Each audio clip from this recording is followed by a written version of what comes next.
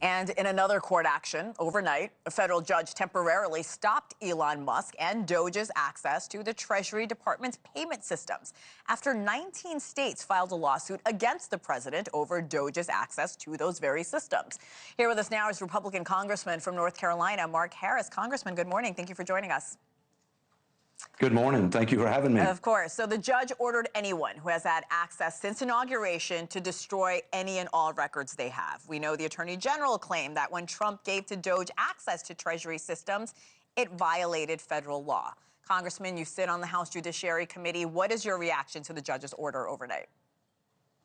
Well, I think we're going to have to see how things unfold going forward. But the reality is that we've got a president that is fulfilling the promises that he made throughout the election. He is doing what any leader would do, a responsible leader, and it's been a while since we've had one like that in the White House. And so he is doing what leaders are called to do, and that is assessing the situation. And he's getting the information that he needs to be able to make the wise decisions. There's no question that we've already seen in this short startup to this administration just the exposure of the waste and abuse and fraud that's gone on of taxpayer money. And so it's something that I think the president's doing what he needs to do. We're going to see how this court case unfolds in the days ahead.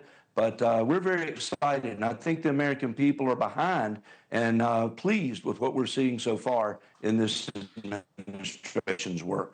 Now, President Trump was asked about Musk's access to these government servers. Here's what he said. Well, we haven't discussed that much. I'll tell him to go here, go there. He does it. He's got a very capable group of people. Very capable. They know what they're doing. Your thoughts on all the access that Musk currently has, Congressman? Well, again, I believe that that access is important. I mean, these records that we need to have to know and assess the situation in these various agencies and various departments, I think that's going to be critically important. And anytime, again, we're at the beginning of this administration, you've got to assess the situation. That's what real leaders do. And you can't assess the situation. And I guess you have to say, what is there to hide with some of these agencies? And I think with USAID, we saw the uncovering of things that needed to be uncovered, needed to be exposed. And I think we would see the same thing we're seeing in the Department of Education. People are just reacting because they don't want to see these spending things that have gone on exposed. And I think this president and this administration is exposing them. We have to talk about the Department of Education. We know Trump is calling for it to be dismantled.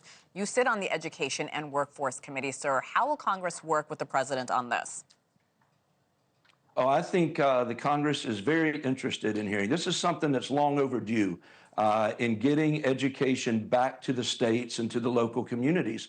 And many of us campaigned on that. I know I did in my district. And I think it's important for us to understand that the Department of Education has gotten out of control. There's, at the very least, there has to be complete reform. But really, I think the best operation is what the president's calling for, and perhaps even the dismantling of the Department of Education, because we all understand that the education decisions that are made closer to home are usually the most effective. When our communities and our states are controlling the education dollars, that's when we're going to see better results. And the Department of Education, their own numbers show just a distinct failure in many cases, with more than a third of the students in our public schools below the levels they need to be in reading and math and all of those things. So again, we're having to come face to face with reality. And that's what this moment is really all about. Congressman, just to clarify for some of our viewers, the Department of Education works to get school funding distributed at the state and local level. If this agency is dismantled, how will you and your colleagues ensure school districts across the country in every neighborhood get the finances that they need? Well, it may be through block grants. Again, those details are still yet to be worked out. But again, getting that back to the states and the local communities controlling that. It's next to impossible for Washington to try to run anything across the country in many ways. And that's what you saw the people voting for, I think, back in November, is they wanted the federal government to begin to be shrunk in terms of their power and their authority and their spending. And I think, again, we're seeing just the beginning of that right now and putting more power back to the states.